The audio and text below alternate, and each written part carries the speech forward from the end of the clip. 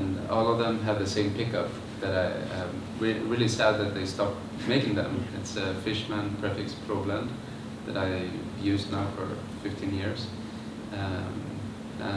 We just found a way to make it sound loud and still a bit natural compared to many other piezo mic blenders. So yeah, a bit sad they don't make it anymore. But yeah, that's my main thing.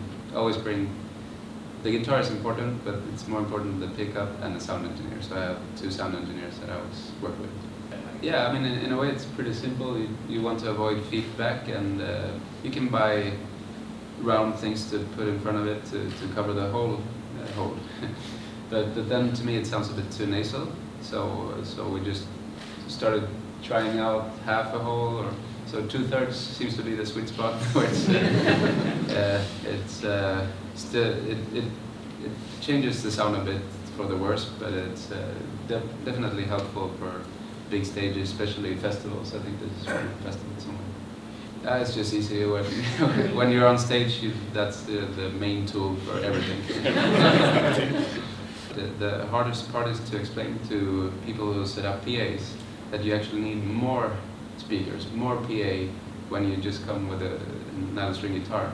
They usually think that, oh, it's only guitar and vocals, so you'll be fine with these 2 speakers. And then since it's so sensitive, you need to bring up the volume a lot, and then the more you bring it up, the more feedback you get. So yeah, just explaining to someone that you actually need a stack bigger than Eminem's, or I don't know, like another artist. Yeah.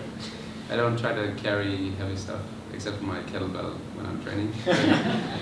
But yeah, no, I'm really careful, so I don't skate anymore. I become very aware of it. I use nail strengthener just to, and yeah, I've learned the tricks from other guitarists. So nail strengthener, and also there's like a protein gel that you can apply.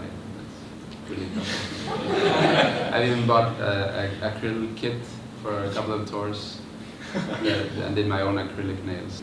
Well, I mean, the strings get rusty, they get some fat from your fingers, and it just sounds old school. So yeah, it depends on the song. Some songs I like having newer strings that have a bit more of a sustain, but in general I'm an old school. I really enjoy 60s, 70s recordings, like when it sounds like it's slightly distorted, and I like old strings.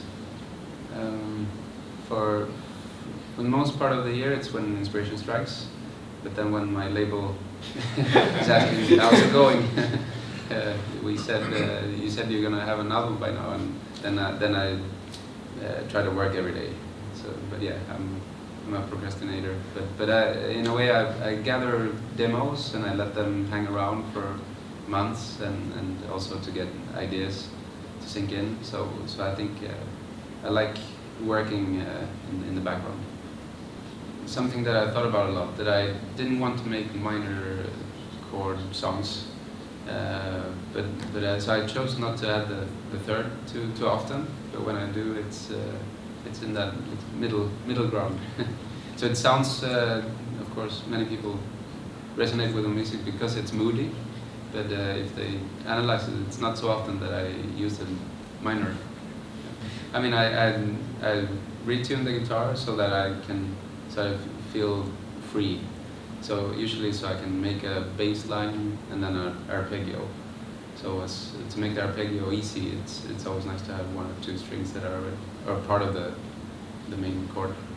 Well, it was because it was different, but also because it was fun to make a cover while it was, their version was still on the radio and on TV. So I was inspired by how in Jamaica, if you have a hit, then everybody does it, and you have like 5 versions going on at the same time. So in that spirit, I felt like it was fun to cover their version. But since it was different, I was also inspired by Johnny Cash and his albums, where just taking different popular songs and making them your own. So I work on I gather my demos and I listen to them a lot, and then the ideas can come while I'm doing the dishes, or actually when I'm sleeping. I'm waking up many times with melodies, but it's not so often that those melodies are perfect in the song. So it's mostly conscious work. I sit down with a pen and paper, I have my demo, and I know this part of the song needs something extra, and I just work on that. So it's most of the time it's very conscious, but once I'm in that loop of just working on it, the ideas can come when I least expect it.